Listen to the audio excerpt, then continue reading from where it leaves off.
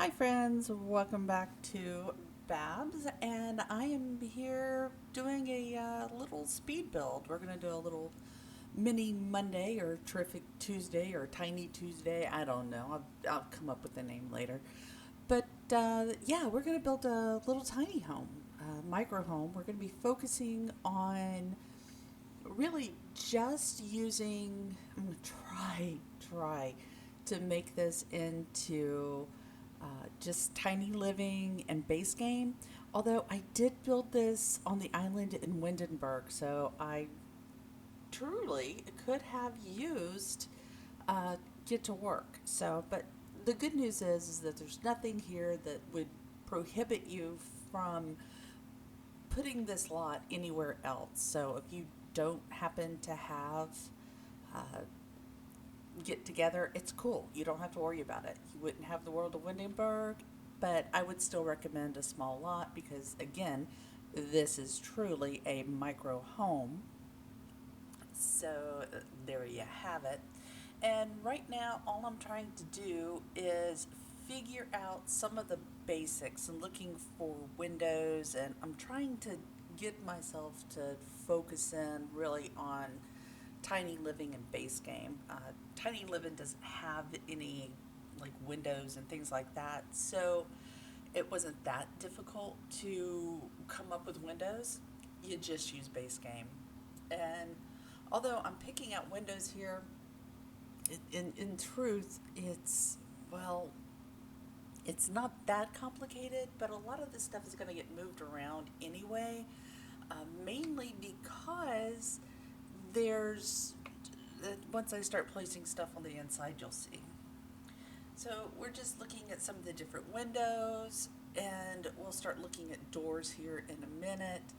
And I really loved these windows that I placed here in the back. They're just base game windows, but I had them next to this nice little screen, not screen door, sliding door, and that made it, to me, it just felt like big, massive windows. And if I had someplace to actually call a true bedroom, that would have been ideal, just to have that little space. So if I were to make this a little bit bigger, and I could still remain within a tiny home, keeping this at like a tier two, I could have added in an actual bedroom because that would have taken it up to 64 tiles.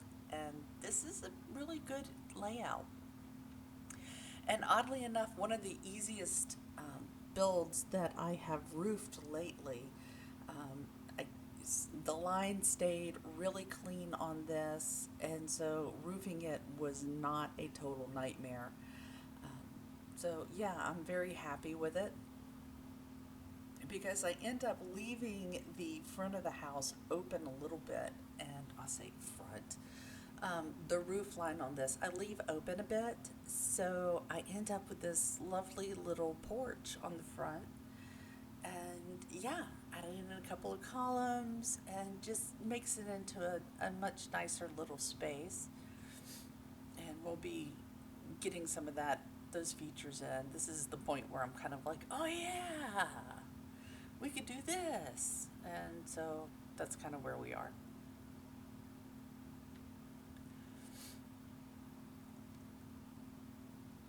And for whatever reason, the columns were not wanting to place where I wanted to place them. I still do not understand why. Columns in The Sims are weird sometimes, and even when I just tried to extend the roof, it was not having it. So, turned on move objects, and that resolved that problem.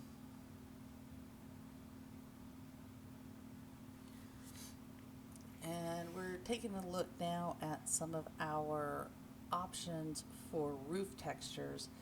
This particular roof texture was really nice. I liked the metal roof in the front and doing the shingles in the back. It looked like it was maybe something that got added on later. And my only problem was is that you had this really nice rich black on the main roof with the shingles, but the original roof texture for the metal that I picked was a little aged and it didn't look quite as good as I wanted it to. So, yeah, I had to change that out. And here we're going into the bathroom. Very simple. And usually for a tiny house, I would not do a bathroom this large. But again, this is base game and tiny living. And in order to do that type of space, you have to have university in order to get the little shower, or you've got to have the name is escaping me, Mount Komorebi. I can't think of the name of the pack. Um, it's going to drive me crazy. But anyway, you would have to have that one in order to have a stand up shower where it gets out of your way and you can do what you need to do. Snowy Escape. I knew it would come to me eventually. Snowy Escape. Okay, so it's at this point that I realize that I've got to put a bed into the main part of this living room, and yeah, that's going to be problematic. So I'm trying to figure out if I can put those big, beautiful windows that I love so much in here, and I can't. So I go with a smaller size window, and that works. It's not as light filled, but I do have more wall space, which I desperately need. So I'm moving on now to the kitchen, and it's at this point that I realize I have no space for a refrigerator because you have to have Discovery University in order to get the small fridge, which is kind of what I was thinking I would be using here. But of course, I'm not using that pack. So, limited pack build, you gotta go with what you got. So, we're going with what we got. And so, we ended up with a full fridge. And I do go in after the screenshots and everything are done and put in a range hood for this. There are no upper cabinets. There really wasn't any space for them, at least none that made true sense. So we do, these are all, a lot of this furniture you're seeing here as far as color goes is really just placeholder. Um, yeah, that was a great spot for a trash can. I loved it. It was a perfect spot. The other thing, although it's not shown in here, I do go in later and add in curtains. Unfortunately, they're not in the screenshots either. They're just simple and they're a nice rich blue, which goes with a lot of the blue that you're going to see eventually come onto those bar stools. And we have a blue rug or blue stripy rug that's going to go down in a few minutes, and that is going to make a lot of difference. So this Murphy bed actually is from Tiny Living, as well as that TV that you saw me place a moment ago. And that television is not only a TV, but it's also a radio and a bookcase. So it's got a lot of functionality, taking up very little space in this environment, which is wonderful.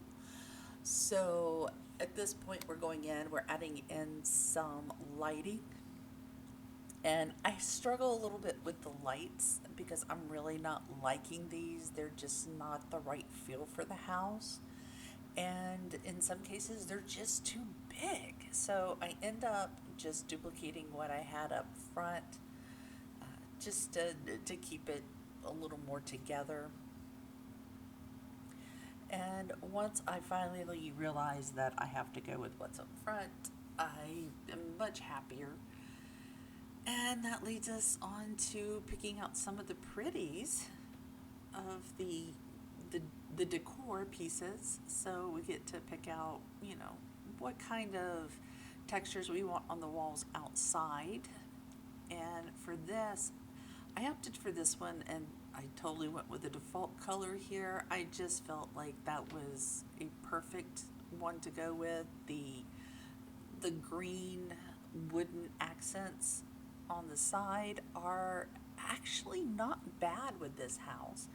And they all placed relatively where I wanted them to place without leaving one kind of hanging open somewhere, which often happens when I use that particular texture. So it was then something I was rather happy with. Uh, Coming onto the inside, I go with a simple pattern here or a simple tile for the backsplash of where the stove and fridge are and for the bathroom.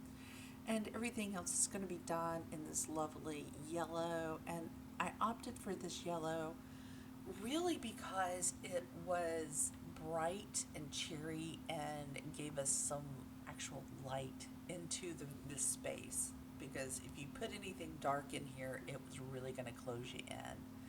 So I wanted to use accents in darker colors. I'm picking out the floors here, and again, a base game floor, very light wood.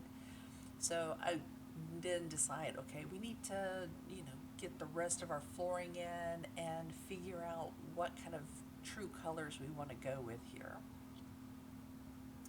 Oh, first lights. So I could have done different lights in here, but I really, as far as gameplay is concerned, I prefer these little subtle saucer lights. One, they're cheap. They're only $50 for those little lights. They don't take up a lot of space, and you don't see them in gameplay, and I really appreciate that. So we went with those as opposed to some of the more dangly kind of lights. And here I'm just changing up some of the colors that you're seeing in the build itself and trying to get some of the final touches on the overall look, if you will, of what the space itself is going to be. And yes, I realized that that yellow rug that I put into the bathroom doesn't match, and I don't care. In reality, you wouldn't care. You would just throw down a rug, and especially if you're living in the little tiny home, you might spend some time looking for a particular color rug, but really, if you've got something that's kind of in the color family, that's what you're going to go with.